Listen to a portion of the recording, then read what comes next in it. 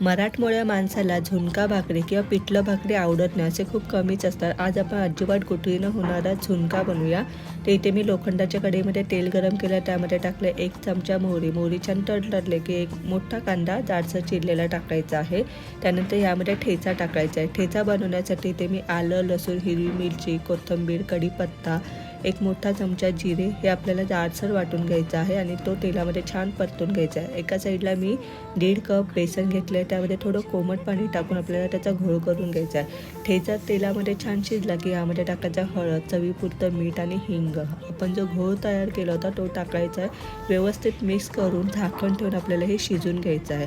आणि बघा आपला झुणका रेडी आहे. झुणका रेडी आहे कसं ओळखायचं, तर वरती साय धरते किंवा एक वेगळीच चकाकी होते.